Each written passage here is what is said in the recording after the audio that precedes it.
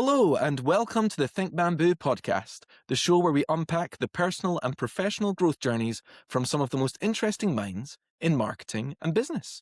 And today, we have none other than Chris Clowes. Chris, for those that are unfamiliar with you, would you care to give yourself a little introduction? Sure. Hi, Jamie. Hi, everyone. Thank you for having me on. My name's Chris. I've worked in supply chain and logistics for just short of 20 years, my whole career. I'm now based in Austria, and work predominantly with two businesses, Flocks as their COO, which is a tech startup focusing on shared collaboration, and shared use of assets within logistics. And then Scala Consulting as a executive director there, where we help businesses across Europe improve their supply chains. Lovely. So, you mentioned there that you have been in logistics for quite a while, just shy of 20 years. So, not a small amount of experience to draw upon. With logistics, the amount of time that I've met people that have worked in it, with many careers, I feel like it's something that you almost fall into. Like it's same with SEO. I've not met anyone 15 going like, oh, I really want to be when I'm older as an SEO consultant. Like, like, no, it's all right. But you've worked in it for yeah, shy of 20 years. What was when you began in this, what was the moment that you realized that, okay, this isn't just a job for now, like earlier on, that I can make a career out of this? And can you describe that? Can you discuss that? What that was like for you, where you were, what was the job, all that? Yeah, I think and this actually got me my first job in logistics. I think the moment I realized that, and weirdly, supply chain, although I didn't call it supply chain then, was something that I enjoyed and something that I thought I might be able to have an impact, was in my final year at uni and my part-time job at Morrison's, Okay. where I stacked the crisp aisle. And Morrison's had just bought Safeway, and this was an old Safeway store. Hmm. And Morrison's, in their infinite wisdom, had decided to get rid of the automated ordering for stores and move to manual ordering.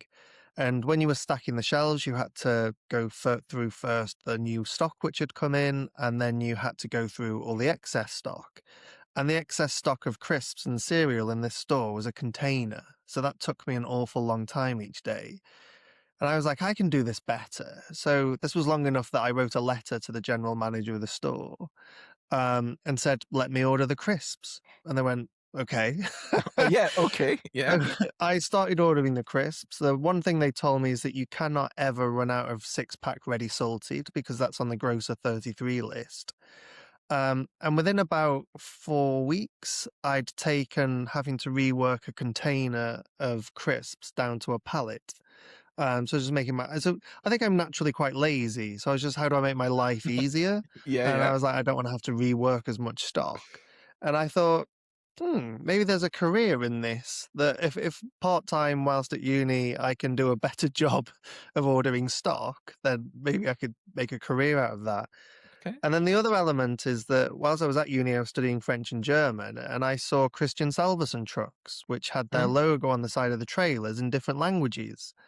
And I thought I can put these two together, supply chain logistics, my degree in modern languages, and go into supply chain. So I actually applied for the graduate scheme with AP Moller Maersk, which they put you on ships. I think that would have been far too hardcore for me.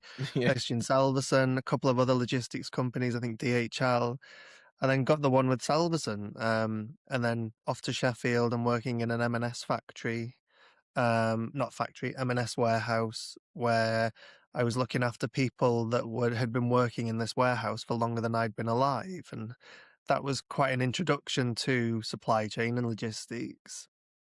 And I think that the final element then is, once I got into supply chain and logistics and working there, um, you've got some really good people to work with. I think people work hard, they get stuff done, and that's maybe hopefully an attitude that I bring, that it's about getting stuff Hmm. done. Logistics, you have to physically move something so that there's an end product to your work. That's really cool. I didn't like. I love that something so what can be deemed as throwaway, like this is just a part-time job that I've got at uni. I'm never going to do anything with this. This is just a means to an end whilst I'm here, can actually lead you on your path for the next 20 years. Now, on that path, I've got some notes here, and part of the work that I've got to do for preparation for all these sessions is basically scour people's LinkedIn. That's what basically I do it and go, okay, cool. Which there's a lot of load more posts, load more posts, load more, and see that, and then go through the career and say, okay, that's interesting here. What did they say there then? And so there's a few bits here now. I am going off LinkedIn, so if there's anything there that's like, oh, this might not be quite right, like please verify, call me out on it. I love a good public calling out. Is that so? You were the head of supply chain for boots, which people go, oh, that's nice, in Thailand. Now that's a completely different culture to the UK, and I love that you're over in Austria. We were just chatting there before that you're off to Poland. Every time I talk to you, you just come back from somewhere else, or that you're constantly traveling there. Now, being the head of supply chain here, and for a very well known brand, at least within the UK and Europe, dealing with different cultures, have you had an impact on your approach to leadership within business there, and how were the differences working in Thailand compared to the UK, compared to Austria, with all these different cultures, how has it molded your approach to leadership? Yeah, tough, tough question, and I'd love to give you the kind of textbook answer which says I went in there, I'd read about all about ties and how different they were, and I amended it and Yeah. everything worked out great, but that's not true. Don't give me the So we textbook. There's no textbook answer. Yeah. So before we went, we did do some cultural, or so it was me and my wife, and I think both with our respective organizations, we did do some cultural training on kind of Mhm. working with Thais. It's a very different Yeah. culture. They have these circles of influence, and it's virtually impossible to kind of break into them. You obviously stand out in Thailand. I'm 6'4". Look very different. So it's quite awkward to just merge in and Yeah, yeah. assimilate. We had 2 dogs, so we didn't, go to the kind of normal downtown condo in Bangkok. We lived out in the suburbs, which made a bit of a difference, and I think people saw that you were living in quite a different place to maybe where the other, Farangs lived. Farang Yeah, is yeah. like a Thai word for foreigner, Yeah, yeah. um, but I think it's said with affection rather than the kind of reform UK version of foreigner. Um, Yes. and I think the difficulty was there is that I had the opportunity to go to Thailand because we had a big project to deliver, a new warehouse management system with a 3PL. And delivering a project like that in any environment is tough. Um, delivering it in an environment where hierarchy is really important, you don't really challenge authority. It's quite top down, but you've got to tease out what's happening, and understand what the processes are. It was not our WMS. Well, it was our WMS, but we were working with a 3PL, so you've got some further complexity there that 3PL can just blame you. It's your WMS. You've done it Mhm. all wrong. And I'd love to say I assimilated brilliantly, really engaged everyone, teased out all the ideas, and for the most part, you do that at the start when you're doing the project sessions. You're understanding the processes. Mhm. Um, but when you get to the go live and you're doing the UAT and stuff's happening and or stuff isn't happening because it's always difficult, it becomes much harder to operate in that environment that's very outside your comfort zone because you revert to type. Yeah, You've got yeah.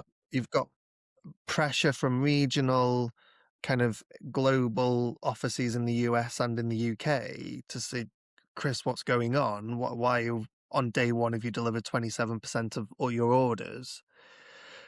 And there's some pressure there, and it's hard Yeah, to yeah. deflect all of that pressure away from everyone else. So you unfortunately do end up reverting a bit to type. Um, and I think throughout my career, I've very much had an attitude of getting stuff done.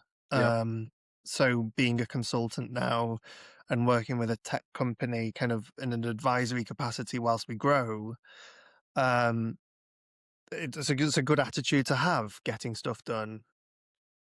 Where and it helps in that kind of high growth environment where you're implementing changes, and I've done that throughout my whole career. Really, been focusing on delivering change. Um, so to come back to your question, I think it's hard. Yep. Um, I've got these challenges now with the clients I'm working with in Poland. There's people from Germany, from the UK, from Spain, from Poland, and that's just in Europe. And you see very different approaches to process, to ambiguity, to commitments and forecasts, into decisions and to contracts. That is difficult. And I think anyone that says they've nailed working globally are lying. Yeah. There's just so much room for error, and there's the margins are Exactly. right there. So I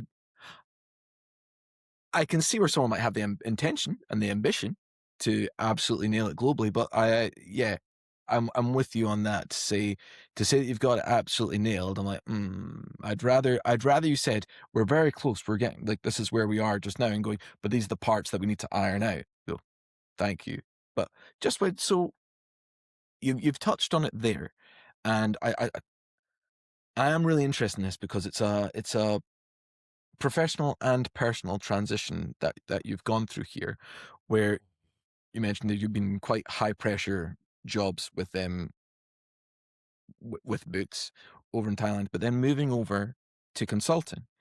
And some may think, oh, that's easy when you're just advising. You don't have to do it. I'm like, oh, oh, no, no, you're under just that same amount of scrutiny, if not a little bit more. And you can be the first one on the chopping block should anything go wrong. However, with that identity shift from being essentially the person running the operation to the person advising on it. How was that transition for you? Did you notice anything different about yourself or and your approach as to when you were a part of an organization to being the consultant? Yeah, I think firstly as a consultant, you're bought in for either credibility, capacity, or capability. Yep. Um, so the organization is missing one of those things. And the person who's your counterpart, who's running the day job, probably hasn't got capacity or knows the answer and needs a consultant to get credibility to get the answer across the line. And on the odd occasion, they don't have capability.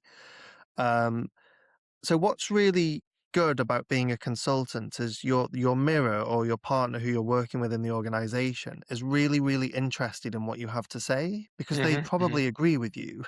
They already know the answer to some extent, and it's an exciting part of the job. We don't tend to work, at the moment at least, in environments where solve the problem that's happening tomorrow. It's more conceptual. It's where should I put my warehouse? How many Hmm. trucks do I need? Where should my inventory be positioned? And if you're a supply chain or logistics director, that's interesting and you should be interested in that. So firstly, it's a really nice environment to be working in. You're working with people that are interested and want to be talking about what you're talking about. Yep. I think the second element is I'm working in an environment I've worked in for 20 years. I hopefully know what I'm talking about. If I was going in as a marketing consultant, I like to think I know a bit about marketing, but I'd have zero credibility after about, I was going to say 5 minutes, but maybe 5 seconds. Okay, you're going um, right.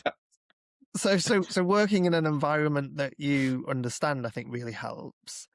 Um, I think thirdly, it's helped me to become a better person. You can't be as Okay. direct. You can't be as bull in a china shop, which is, Yeah, yeah, yeah. which is probably what I've done for 20 years. So you have to take a step back and recognize that you're being very specifically paid to work for them, and they Hmm. could stop working with you tomorrow. Um, and I think on that, I think everybody should be forced to invoice their employer at the end of each month or at the end of each week, because when you create an invoice and send that to someone, it makes you really stop and go, "Have I earned that? Do I Okay. deserve it?" And I think that's always in the back of my mind is that people are paying, they're paying a fair day rate. Yeah, yeah, yeah. So is it worth it? And then I think finally that it probably fits my way of working quite a lot. There's lots of peaks and troughs. As a consultant, like last summer, I got my handicap down in golf because it was really, really quiet. Hmm. This winter, I've put 2 stone on, I think, because I've been living out of hotels and working really hard. So you get these peaks and troughs, which fits the way I work. I have no qualms whatsoever going and playing golf on a Tuesday morning if I've got nothing to do. But equally, I will work a Sunday evening or a Saturday morning if I've got lots to do. I have a very understanding wife. So I think Helps. It helps. consultancy is, it's also important that there's a cultural fit there, and people often talk about cultural fit into business, into organizations, especially a small consultancy like I work with now. Um, you have to have the right mindset, I think. Otherwise, it can become quite lonely very quickly. Yep, yep. It's really interesting you say there about the have I earned that? Like I really like that because I talk a lot about at the beginning of Think Bamboo about the value exchange. People are coming to us because we need to be able to deliver value. And places that I've been before, they put more emphasis on time that you gave. And I go, okay, you can sometimes do very little with a lot of time. And that's where I was like, but so I care about the deliverables, about are we giving this value? We said we were going to deliver this. So we've got to make sure that we deliver it because we're selling outcomes. That's what we've got. That's what we're based on. If we stop achieving that, then we are not worth the invoice that we send at the end of the month, and we will lose that client. But it's that value of determining what that value is with and this is me learning it over time, because at the beginning of my career, I quite frankly would be thinking, "Okay, well, I've got to do for, like, really low level stuff here. I've got to write X amount of articles. Okay, cool, I've written 5. Brilliant. Okay, I've earned my money." And I'm like, "Well, what did they do? Did they actually achieve what we were looking to do, or did you just was it just busy work and there's no tie to revenue, there's nothing here. So no, you didn't earn that. You've just attributed your time, and let's be honest, you tried to try and get those 5 articles done as quickly as you could, as when I was like at 23. So I was thinking, right, okay, that's what it is. But And I think in the world of AI, I think there's the opposite of that, where I've got 20 years experience and I can use AI to speed up what I do. hmm So you're no longer paying for time, you're paying for experience and value. And I think it comes one back to that meme of a guy repairing a ship with a hammer and charges $10,000. And he goes, well, it's $1 for the knock of the hammer and 9,999 for knowing where to hit. yes, it's And I think yeah, that's going to be really interesting as AI starts to impact knowledge economies and knowledge businesses. And actually, let's assume there's some sort of revolution with AI and transforms that industry. I think one of my biggest concerns looking at the world is when I was stacking crisps in Sainsbury's or working in a warehouse with people that were 50, 30 years older than me and going through that learning curve. How are you going to learn and get that experience if there's no entry level jobs anymore? yeah, And I think that the scariest sector for that is probably healthcare. You think a junior doctor will go through maybe being a GP or something, and then they end up becoming hmm a very specialist consultant. How would you become that specialist consultant if you haven't done the 30 years beforehand? You can't teach experience. So I think that there's a potential transition coming as to what value means, and it has been time, and it's no longer going to be time. and for me, it's not been time for a long time. Like that, just because from the background that I come from, and I just have seen it be abused so much, where I just thought I can't. We keeping integrity, we can't do that. But it's interesting what you say about the AI part. Like keeping names and businesses and all this out of it. About it must be about a year ago now. Must be about a year. Uh, we're 2026 now. Okay, a year and a bit, like a year and 3 months, 4 months. Where this is just coming out of uh, the influx of Google helpful content updates. They went through about 18 months of it, and it was for those that had been a little bit naughty, they were getting absolutely trenched, and those I think just misinformed. I think that's the hard part. They've been given some really rubbish advice, and they were getting hit hard, and by businesses just losing visibility overnight. Just imagine one day you're like, okay, cool. If someone searches for my business, there I am in Google. Cool, that helps me. Next day you're gone and going, what have I done? Um, this was one of the businesses that got affected by that. And it was when you talk, it's that experience that I'm talking about, the mixture of AI and the experience. They had hired essentially an entry level content person, and this particular person was really interested in tech. It was like just personality wise, said, hey, look, this is what I can do with AI, blah, blah, blah. And they said, okay, great, on you go. This sounds very useful that we can scale this much. And they created, I want to say, in the 2 years, no, they were there for about 14, 15 months.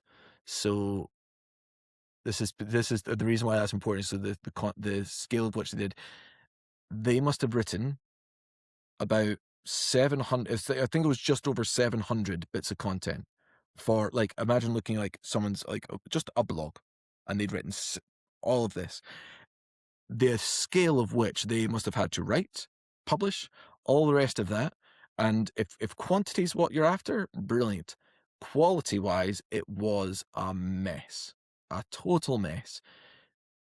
From you name it, grammatically, the punctuation, the facts are just like, this is just like, I'm like, that's just not true what I'm reading here, and it doesn't take very much to go underneath the surface here.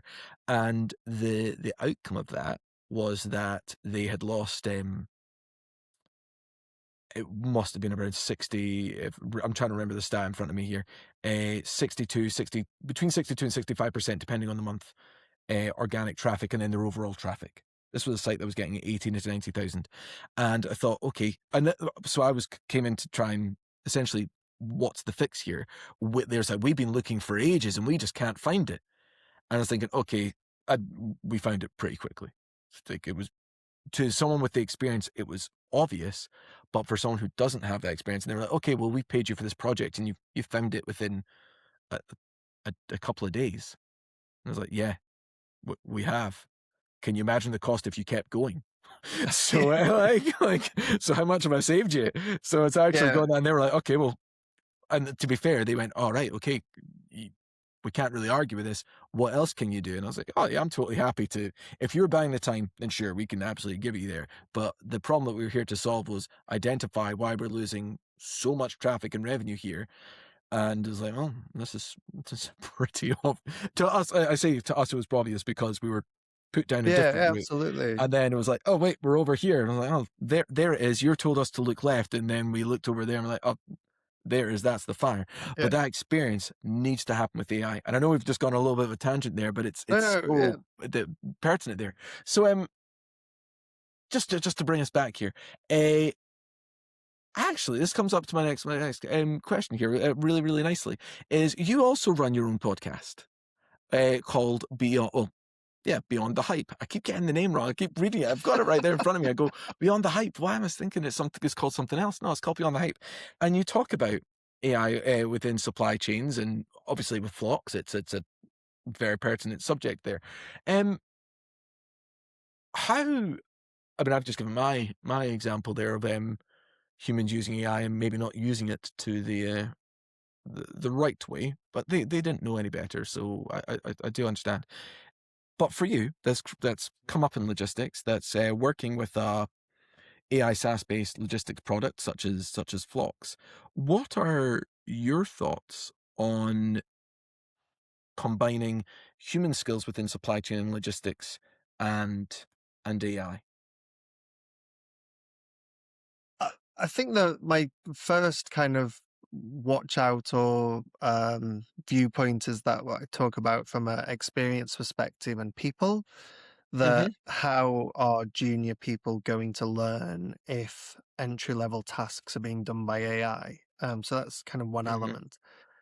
I think the second part that within supply chain and in particularly planning, so I think supply chain is generally split into two, or in my world at least. You've got logistics, the physical movement, and then you've got planning, so customs clearance, demand replenishment, manufacturing planning. Um, and I think that's where AI can potentially have the biggest impact. Um, and supply chain or planners are used to working with computers, Mhm. and so it's just that it's been algorithms up until now. And these algorithms are actually very, very powerful and work quite well because you're looking at statistics, and have been around for a while. And I don't think, is going to have a quantum leap and impact in that area of supply chain planning. I think its impact is going to come at a higher level and looking at everything. By the very nature of a supply chain, it's very fragmented. To get a product from China or India or South America, if it's fruit, to a consumer in the UK, will go through at least 10 different companies and different nodes. So the exporter, the document, the freight forwarder, the ship, the who cleared it in the UK, the importer, the truck that took it on a container to a warehouse, an NDC, then to another truck, to another warehouse, to someone's house, or a shop and then a house. Um, so by its very nature, they're incredibly fragmented. I Mhm. think the opportunity for AI is a solution that can sit over what are existing processes and systems so that you have genuine visibility and you have genuine opportunity to react and to change your plan mid-course depending on what's happened. Because this is where kind of system ideas and plans hit reality because ships Mm. get delayed. There's port congestion, trucks get delayed, drivers get delayed. So it's how do you have an AI overview of what's happening in real life that can help you make decisions that then improve your plan? And I think that's where AI is going to have an impact in supply chain, sitting over things and helping you to make decisions. And I think the biggest impact that AI has had is how natural querying ChatGPT is and any other Okay. copilot. You ask a question. It's not, if you think about in 10 years' time, we'll be asked, how did you do search? Well, I typed it into this box. It gave me a list of 10,000 answers. The first 12 were sponsored and not really very useful. And then I had to click on 15 different sites to work out the answer myself. You then look at ChatGPT and you type in a question and you get quite a considered answer. Let's put aside is it accurate or not for a moment. Yeah. That's a quantum leap in how to do search and how to get answers. And I think that UI almost is actually the biggest impact of AI right now. And talking to software vendors, businesses, I'm not sure it's going to go much beyond that. An Okay. improved UI that sits over existing systems. I was going to say my flight got cancelled. It didn't. I was stupid enough to miss it.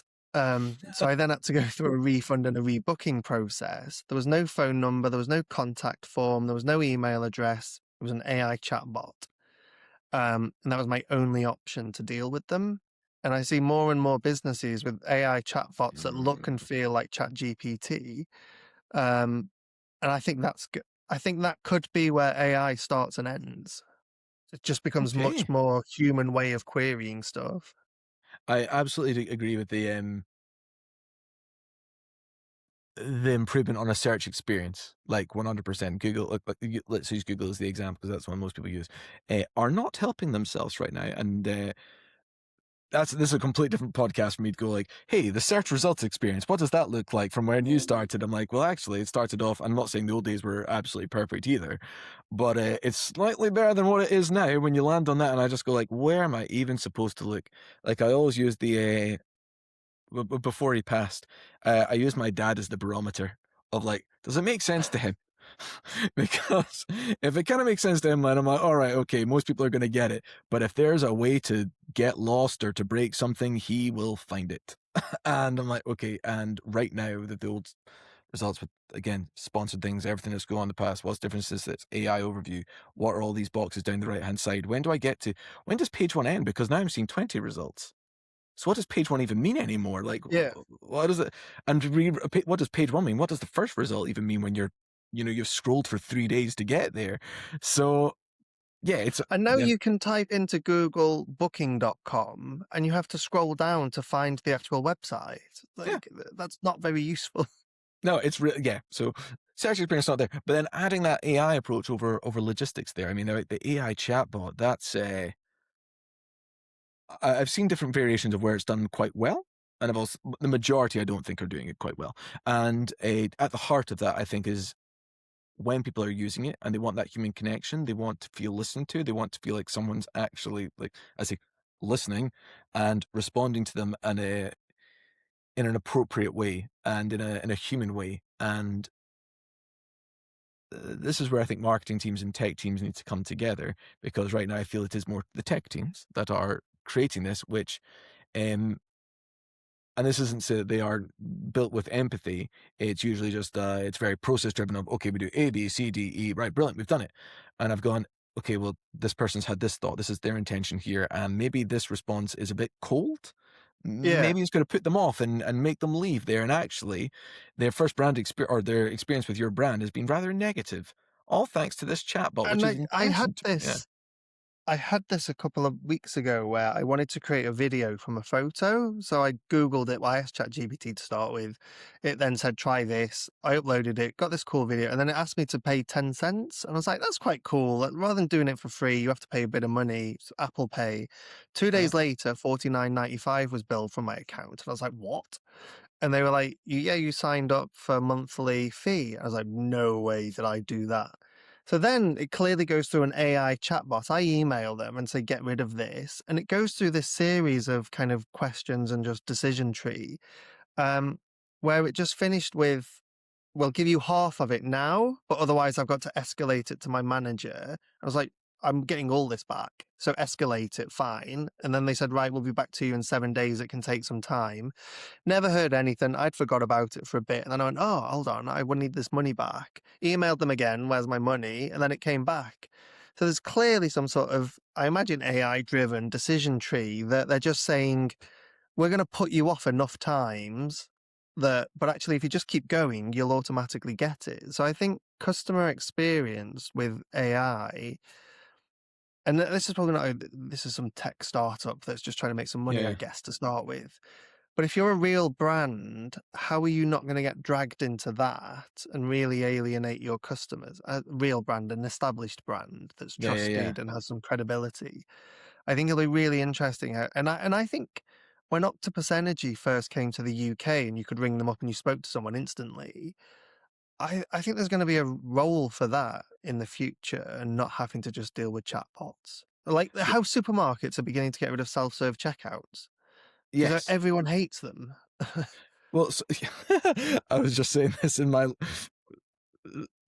so apt for right now. I think it was last night. I was talking with my wife, saying that our Tesco's done this, where they did and maybe it's happening throughout the country, where we used to have a lot of like just regular tills, and now we've expanded to like 12, 15.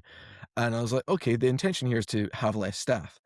What actually happened is that they've just got more staff standing around these self-service ones that aren't working as they should, and now they've had to get people to man the tills. And so for 12, you shouldn't, in reality, need six. I think that's six Yeah, people yeah, going back, because that was how much this wasn't working. Okay, that might have been teething problems, but it's been 4 months. And I was just going like, this is not working. Like, clearly yeah, not. And they're having to go like, okay, red thing every time. And it's usually like, hey, club card doesn't scan the club card. Okay, right. Excuse me. Right, I'll get one of them. Okay, great. It's not taking my car. What's going on here? Oh, there's something is saying something is on the where you put your bag down is acknowledged, saying I've got something else I've not got there. This is just a mess. This is just a total mess. And you've actually had to bring more people into this area than you've ever had to do. What experience is this now? You're my local Tesco. I'm going to keep going to you. There's Aspart there. But if I if I had to go in somewhere else, or maybe let's say I went up to Aviemore, I don't know what Aviemore is like in terms of their Tesco in the last 2 years. But if it was like that, I'd go in like, this is minging. I'm gonna go just get my stuff somewhere else where I'm not having to Yeah, have that hassle. Um, Tesco, first world problems about AI and the supermarket. try Aldi, it's much nicer. But you I look at yeah. customer journeys, whether it's online or physical. So now checking in or dropping a bag off with Ryanair, or even the checkout process with Ryanair, and I don't mind it because you end up with a €100 flight, so I could cope with all the hassle. But there's so many barriers that people are putting in place for you to engage with a business these days that just and I sometimes wonder, do these people that work for these brands and these businesses actually ever use them or shop from there and go for a Mm, moment? Why the heck are we doing this? And I saw a post on LinkedIn yeah. today from someone that said, Look, I like your product. I like your brand. I've bought it, but that's it. I don't want to join your mayonnaise weekly club, or I don't want your tap information. I've got a tap. I'm not going to buy it for another 10 years. And you have this giant list of things, and you think, what are businesses doing these days to make it so complicated and so overwhelming? Maybe I'm just getting old. Mm. Well, you say that. I won't say the name, and I won't say or the company, but one that we worked with before, they let's say they're very well established, and trying to figure out why customer signups were going down. Just like, wait, we're just not getting as many conversions. What's the deal here? And so we went through the journey of how people signed up, and it was quite convoluted, but it's like, okay, but this is fixable. And sorry, the story was signups, but then canceling. So it was like, okay, so we're not getting as many signups here, but they're also canceling. What's happening? And so the journey was like a 7 out of 10. It wasn't terrible, but I was like, okay, there's ways that we can improve this. So okay, good. And then we tried the product, like the actual thing that they were selling, and I was going, oh, this is not good. This is a bad experience in terms of the onboarding. It's not doing quite what doing bits of what you say, but overall, I'm leaving a little bit underwhelmed, and took that back to their board. I was saying, okay, what's your findings in this? Saying, when's the last time anybody tried to actually sign up for this? And they went, what do you mean? I'm like, has this changed? Has this changed since you launched it? Got like so many years. They're like, no, I was like, well, it's the reason why people aren't signing up right now. At least the journey. These are the problems here. They can fix. When people actually are like, these are the God, I think there's some like 20 problems that we are encountering straight off the bat here from my first few hours with the product. And they went, oh, okay. It's like, so that's the canceling. Now you've got to try and deal with, well, why would anybody recommend this to you? Or to their friends, and they say, oh, okay, I'm not going to do that. Okay, actually, I went in and searched for competitor ABC, and we can go with one of them who don't have that problem. Or they're maybe not quite as good, but it's better than this experience. And so they went, oh, right, okay, we've got to do that. But the takeaway from that was like, wait a minute, I've got a seat here with the CEO, all these other people. And I'm like, when's the last time you actually Yeah, yeah. did this? No, they didn't. And I thought, okay, I'm not going to call them out on that right now, but I think the elephant in the room was, yeah, let's keep an eye on that before it's Yeah. like, if Try your yeah, product. try your product right before you send out there, because that was pretty bad. But it was still happening. Chris, I'm aware of time constraints right now, so thank you so much for your time. But before we go, there's a few things that I do with every single guest that I would like to continue with you. I've actually loved that we had all these questions prepared and we got through like four of them. It's like, I love that when it's just tangents, conversations. It's the most natural, unfiltered thing, and I love it.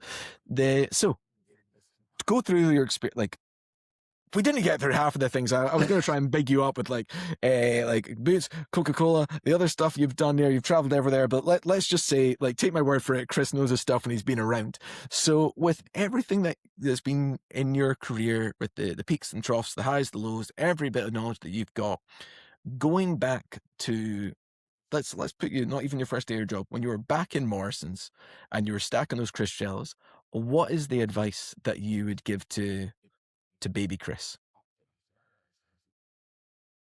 Um, if there is any? so I think there's two. one would be advice that I would change, which would be you're going to work for a long time. I'm barely halfway through my career, and my career doesn't carry on going like this. It goes like this now. I don't want to go and be a supply chain director at a FTSE 100 company. So you don't need to be a director by the time you're 30.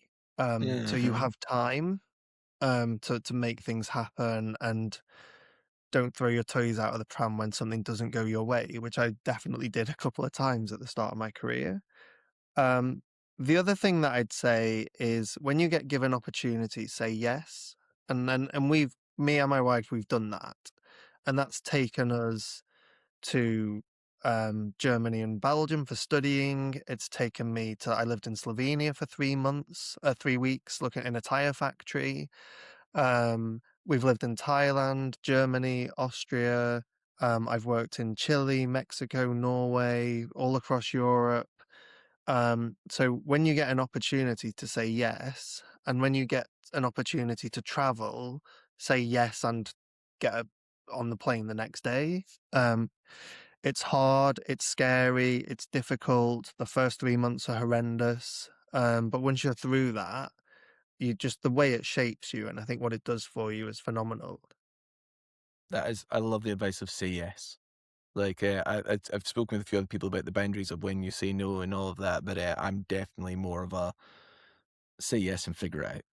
Like What's the you'll worst that's gonna happen? Like, ex- exactly, and I'm aware that sometimes that's spoken from a place of privilege, but whilst I have that, yes, I'll say yes, and I'll see where it takes me, and yeah, like what's the worst that's going to happen? And usually, and even the worst is yet to happen. That's what I said. Like I've said yes to some things and it's not worked out. But in terms of what was the absolute worst, I go, okay, that wasn't that bad.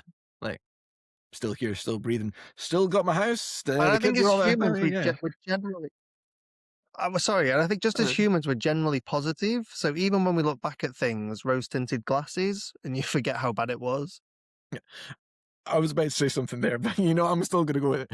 When like when we decided, yes, we will have a second child. And go, yes. As if those first 3 months weren't the absolute worst of going, I'm so tired. I'm broken. Why on earth would I love you, but I am a shell of a human being. And then like a year later, I'm like, you know what? Yeah, we should do this again. Like, wait a minute, hold on. So yeah, maybe not quite like that. But so I like to finish off all these sessions with on positivity and gratitude.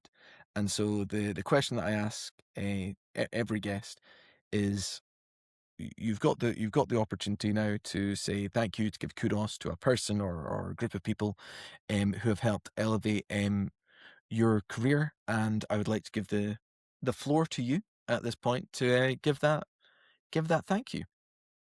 Oh wow.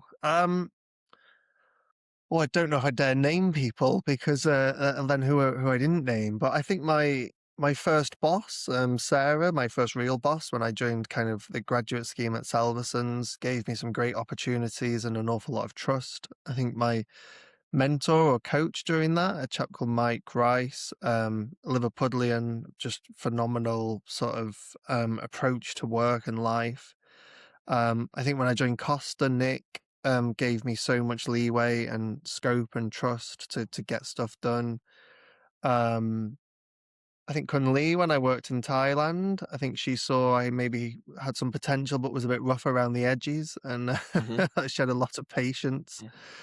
When I was working there, a couple of mentors I had at Costa, I think Rob Smith and Paul Barber, again, just very patient and helped to open up my eyes to maybe some different stuff and some different ways of doing things.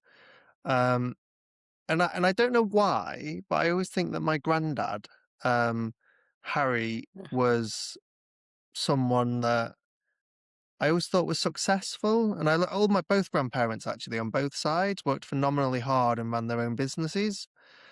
Hmm. Um, and that's always been something that I think has lived with me as a kid. And then even my parents, when I was growing up, they worked really hard.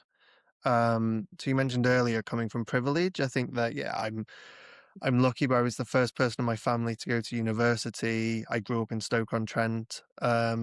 Going to uni wasn't the normal thing to do. My dad worked 6 days a week as we were growing up, and I think there's a work ethic there that has transferred to all my family actually. From another thing that comes from my grandparents as well. So don't underestimate family either. You are the second person on this podcast to be from Stoke, so it seems to No be way. no, it's the second one there. So no, and she also bigged up her family and her mom and her dad. And I, if someone was to ask me that question, I'd absolutely the first person I'm saying is my dad and my mom. Like it's the foundations of what raised you and where you got to. Without those there, you good or bad, you weren't getting to where you needed to be without that. Like Yeah, definitely. laying the groundwork there. If everyone thinks like, oh yeah, I was the finished product. I'm like, no, Yeah. no, you weren't. Like they had to raise you in certain ways, and friends. There's lots of other influences, but I think it starts with the parents. And they Um, absolutely did their best to say yes. Like I remember I played the cello, I became a referee. My sister was really good at hockey. I went and sold books door to door in America twice, oh, and cool, my family were like, "Yeah, okay, but you're a nutter." Went and lived abroad. So I went and worked in France one summer at the end of my first year at uni. I went to uni, and that was like unique in my family. So yeah, they always say yes. awesome. Apart from when Well, I asked for sweets, I think, when I was about 10. absolutely none of that. None of that, especially back, like, sorry, I was going to say back then, where it's like being on Base Central and just like it was just sending kids off. I mean, it's not much better now, but looking back then, I'm so glad. Like, thank you, Jamie Oliver, like you're doing God's work with all the sugar. Um, so Chris, where can people find you, and what is next to What's next for you? What's next for Scala? Love to hear it. Um, so physically, we're in Austria. I think this is the first time we've lived abroad where one of us hasn't been on a secondment. So Mm, we really like living here. It's a great lifestyle. It's a phenomenal lifestyle. And we're here because of my wife's job, and she's doing really well. So I see ourselves staying here for a while. mhm. Um, get back to the UK quite often, both with Scala and Flocks, but also with social life, visiting family. It's much closer than when we lived in Thailand. And who knows, as I said before, I'm barely halfway through my career if I retire when I'm supposed to retire. And God knows what the retirement age will be by Yeah, I the was going time to I say, get there. yeah, Um, so I think for the time being and reflecting on what would I tell my younger self, I think enjoy life and who know, and let's see what comes up. But at the moment, we carry on with and I think it's not a plan. It's maybe a goal, and you're not going to get there like this. You mm, get there like that. And I think that's how we're approaching things at the moment. That's a lovely. deep Well, question, Jamie. yeah, well, I was like, yeah. Oh, I was just wondering where people can where find you and what's next. But usually people say, "What's next? I'm going to take over the world," and I like that you completely took in a I'd completely have different said that 10 direction. years ago, absolutely. But now And I prefer playing golf too much, or like playing golf too much to have the drive to go and take over the world now. it's not for now. But there's another question there about in terms of personal growth, where priorities go. What matters to you now compared to like when you started the career and all the rest of that? Oh, But that's a great question. that's great. Oh, that's a great question. I should have written that one down, but I'll save it for the next one. Well, here, Chris, thank you so much for your time. You've been so generous with it. Thank I love you. that this has definitely been the most conversational one yet. So I'm super pleased with it. And I'm also grateful for the listeners, viewers. Thank you for actually watching, actually listening. I wasn't expecting it. I'm really grateful for it. Thank you. And Chris, I will see you soon. You take care. Thanks, Jamie. Cheers. Bye.